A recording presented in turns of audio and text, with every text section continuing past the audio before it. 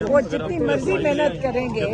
وہ بڑے سوالات انہوں نے پوچھے کیس کے بارے میں، اور جتنے سوالات جج صاحب ہمارے لائر سے سلمان صفدر سے پوچھ رہے تھے، ہر سوال سے پتہ چل رہا تھا کہ کتنا خوفناک طریقے سے، بے دردی طریقے سے انصاف کی، میں کہتی ہوں کہ ہر دھجیاں دہاڑی گئے ٹرائل کورٹ کے اندر۔ اب ججز کو تو نہ تو صرف یہ کیس کی کنوکشن اوور ٹرن کرنی چاہیے، کسی کو تو اس کا جواب دینا چاہیے کہ اتنے مہینوں سے شاہ محمود قریشی اور عمران خان جیل میں کیوں بیٹھے،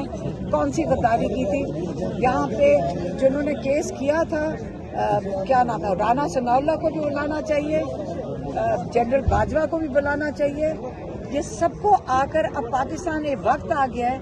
کہ جن کے ساتھ غداری ہوئی ہے ان کو جیل میں ڈالنے کی بجائے ان کو سوال پوچھنا چاہیے کہ آرٹیکل 6 آیا کس پہ لگتا ہے؟ ان پہ لگتا ہے جو ووٹ چوری کریں، ان پہ لگتا ہے جو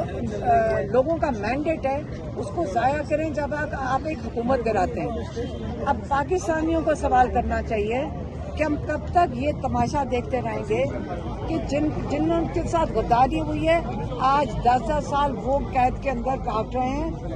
بنسبت ان کے جنہوں نے غداری کی ہے۔ آج عمران خان 2 مقدمات میں بری